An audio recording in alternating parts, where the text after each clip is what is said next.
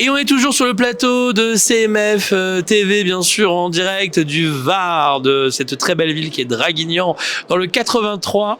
Et j'ai eu des maires, mais j'ai pas eu encore des mairesses. On dit bien mairesse, si je dis pas de bêtises. Maire, c'est mieux. Maire, c'est mieux. Ah voilà, c'est pour ça que je pose la question. Ah bah écoutez, donc justement, donc j'ai l'honneur d'avoir deux maires aujourd'hui. Alors je vais prendre le sentiment, la sensation de chacune de vous. Que pensez-vous aujourd'hui un petit peu des sujets? Quel est le sujet qui revient assez souvent, la préoccupation en ce moment sur le département dans le Var? Alors nous, la problématique principale dans le Var depuis quelque temps, c'est la gestion de l'eau, que ce soit la recherche de ressources nouvelles, son économie et puis notre risque en inondation, puisque là, ici, on est en Dracénie. On a été fortement impacté par les inondations, donc on est très investi avec le SMA sur la recherche de protéger, pour protéger notre économie locale, les entreprises, mais aussi la population. Et c'est vraiment des enjeux terribles sur lesquels on est en train de travailler. Il y a beaucoup de travail en Dracénie en ce moment, de gros chantiers, donc on espère voir aboutir assez rapidement. Mais la recherche de ressources pour l'avenir, elle est...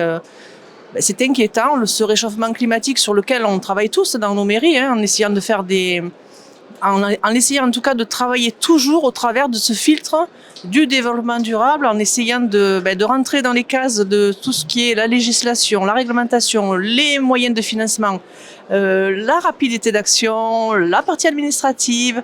Donc on est un peu, je pense, les maires, j'ai tendance à dire que quelquefois on est un peu schizophrène. C'est un peu difficile, c'est un métier difficile, je crois, Cathy. Voilà, mais on s'accroche, on travaille pour notre territoire. Je partage tout à fait le ressenti parce qu'effectivement, on a ces problématiques où à un moment donné, on est en tension d'eau et on ne peut pas servir la population. Et d'un autre côté, juste après, on subit des inondations. Donc c'est une gestion, comme tu disais, un peu schizophrène parce que il faut toujours essayer d'être sur le fil et entre les deux.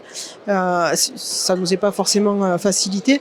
Après, il y a un autre volet aussi sur l'eau et je rebondis à ce qu'on a entendu tout à l'heure à l'Assemblée générale. Qui m'a fait vraiment très plaisir parce que c'est mon cheval de bataille depuis même avant d'être élu, c'est la gestion de l'eau par les communes. Barjol, chez moi, on est en régie ancestralement. On n'a jamais connu autre chose que la régie pour l'eau et l'assainissement. Et on devait avoir en fait un transfert de compétences en janvier 2026. Et très heureuse d'avoir entendu tout à l'heure que ça allait être remis à plat et laissé à discrétion des communes. Donc en fait, depuis que je suis élue, je me bats pour que Barjol garde sa régie. J'y étais arrivée d'une certaine manière, mais là, si la loi me l'autorise plus librement, j'en suis vraiment plus que ravie.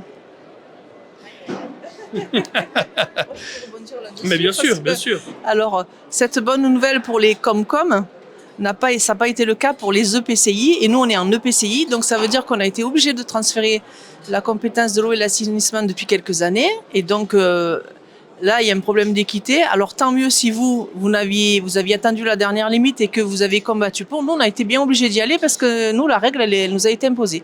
Donc maintenant, le travail qui a été fait, je vois mal qu'on puisse revenir en arrière parce que il y a eu des investissements, il y a eu de la mutualisation dans les services et finalement, ça marche assez bien.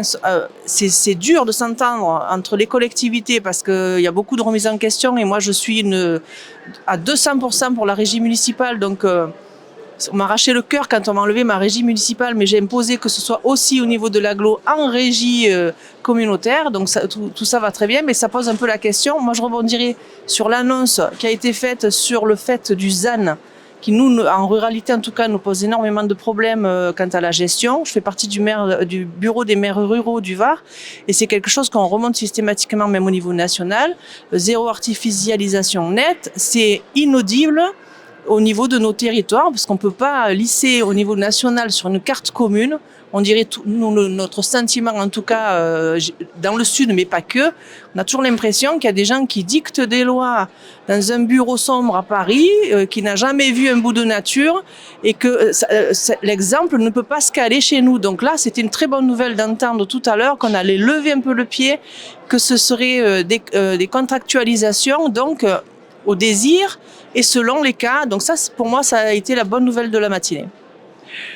Eh ben, en tout cas, merci à toutes les deux. Vraiment, merci d'avoir répondu présent sur le plateau CMF Télé.